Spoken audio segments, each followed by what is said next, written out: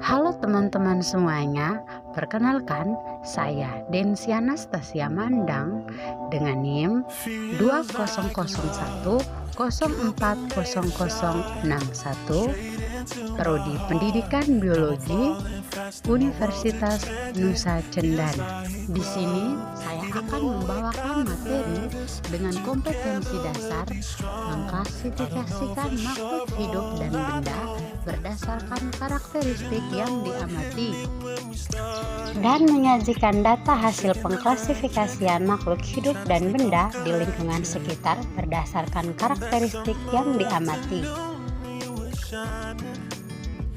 Yang pertama, menjelaskan benda-benda di sekitar yang bersifat alamiah dan buatan manusia.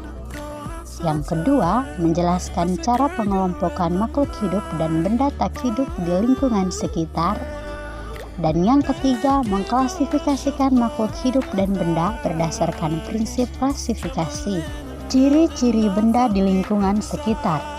Ada benda yang bersifat alamiah seperti batu, pasir, dan logam, dan ada juga benda yang bersifat buatan manusia seperti pensil, meja, sepeda, motor, dan mobil. Cara pengelompokan makhluk hidup. Benda-benda yang memiliki semua ciri gejala kehidupan dikelompokkan sebagai makhluk hidup, sedangkan jika ada satu saja ciri-ciri yang tidak dimiliki, maka termasuk benda tak hidup. Bernapas. Pada manusia terjadi proses pertukaran antara gas oksigen dan karbon dioksida. Sistem pernapasan pada setiap makhluk hidup tidaklah sama karena sesuaikan dengan habitat dia hidup dan jenis makhluk hidup tersebut. Contohnya, makhluk hidup yang hidup di darat seperti manusia bernapas menggunakan paru-paru, sedangkan makhluk hidup yang berada di air seperti ikan bernapas menggunakan insang. Memerlukan makanan untuk mempertahankan hidupnya, berguna untuk pertumbuhan, mengganti sel-sel yang rusak, menghasilkan ATP untuk beraktivitas, dan untuk perkembangbiakan. Makhluk hidup memperoleh makanan dengan cara yang berbeda-beda. Tumbuhan juga membutuhkan nutrisi atau makanan untuk menunjang kehidupannya melalui proses fotosintesis. Bergerak. Alat gerak yang dimiliki oleh makhluk hidup bervariasi tergantung habitat dan jenisnya. Semua organisme bisa bergerak, namun tidak seluruh benda yang bergerak, termasuk makhluk hidup. Hewan mampu bergerak dari satu tempat ke tempat lainnya, sedangkan tumbuhan bergerak disebabkan oleh faktor lingkungan atau rangsangan. Gerak tumbuhan hanya pada bagian tertentu dari tubuh. Iritabilitas atau peka terhadap rangsangan, yaitu kemampuan makhluk hidup untuk menanggapi rangsangan. Rangsangan dapat berupa cahaya, bunyi, bau, rasa, sentuhan. Seperti contoh, mata manusia akan mengedip bila terkena cahaya yang silau.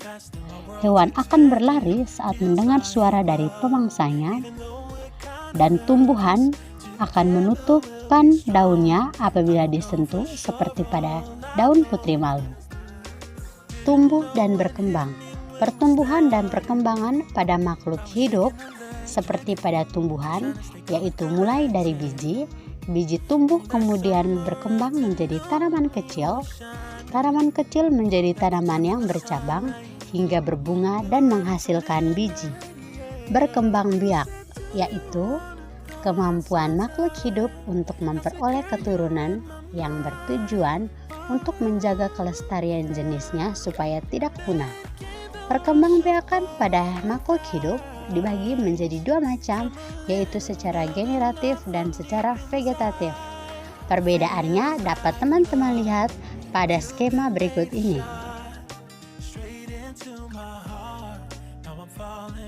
Mengeluarkan saat sisa.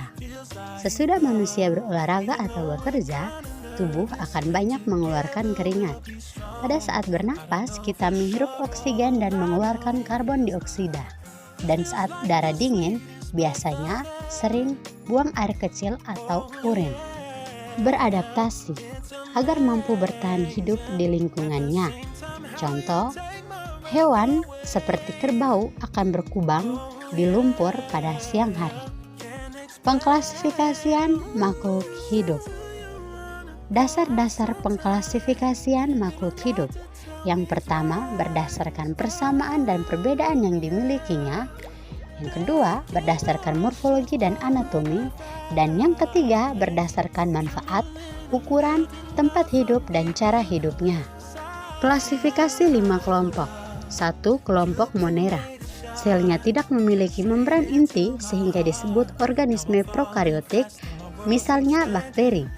Ada yang menguntungkan seperti Escherichia coli, namun ada juga yang merugikan. 2. Kelompok Protista. Sudah memiliki membran bersel satu atau banyak. Dibagi menjadi 3 yang menyerupai hewan, yaitu protozoa, yang menyerupai tumbuhan, yaitu ganggang, dan yang menyerupai jamur, memiliki membran sel tetapi tidak berklorofil. 3. Kelompok fungi atau jamur. Tidak memiliki klorofil, heterotrof, sebagai saprofit atau parasit, tersusun dari hifa. Berperan, menguntungkan dan merugikan. Peran menguntungkan yaitu Volvariella volvacea, Rhizopus, Muscor, dan Saccharomyces sp. Sedangkan peran merugikan yaitu Pneumonia carinii dan Candida sp. 4. Kelompok tumbuhan. Dibagi menjadi 3, yaitu tumbuhan lumut, tumbuhan berbiji, dan tumbuhan paku. Tumbuhan lumut tidak berpembuluh, tidak memiliki akar, batang, dan daun sejati, habitat di tempat lembab atau basah, daur hidupnya mengalami pergiliran antara fase gametosit dan sporofit yang biasa dikenal dengan metagenesis. Tumbuhan paku memiliki akar, batang, dan daun sejati, tidak berbunga dan tidak berbiji. Ketika masih muda, ujung daunnya menggulung, berkembang biak dengan spora, dan mengalami metagenesis. Tumbuhan berbiji. Pada tumbuhan berbiji dibagi menjadi 2, yaitu tumbuhan berbiji terbuka atau gimnosperma dan tumbuhan berbiji tertutup atau angiosperma. Tumbuhan berbiji tertutup dibagi menjadi 2, yaitu dikotil dan monokotil. Dikotil, jumlah keping biji 2, akar tunggang, susunan pembuluh teratur dan mempunyai kambium. Sedangkan monokotil, keping bijinya 1, akar serabut, susunan pembuluh menyebar dan tidak mempunyai kambium. 5. Kelompok hewan. Berdasarkan tulang belakangnya, hewan dibagi menjadi 2 kelompok, yaitu Avertebrata, hewan tidak bertulang belakang, dan Vertebrata, hewan bertulang belakang. Avertebrata terdiri dari 6 filum, yaitu yang pertama hewan berpori atau porifera, yang kedua hewan berongga atau colenterata, yang ketiga hewan lunak atau moluska, yang keempat hewan berbuku-buku atau arthropoda, yang kelima hewan berkulit duri atau echinodermata, dan yang keenam hewan cacing atau vermes. Berdasarkan bentuknya, hewan cacing dibagi menjadi 3, yaitu Platyhelminthes atau cacing pipih, Nematehelminthes atau cacing giling, dan Annelida atau cacing gelang. Sedangkan filum vertebrata terdiri dari 5, yaitu yang pertama Pisces, yang kedua amfibi, yang ketiga reptil, yang keempat aves, dan yang kelima mamalia.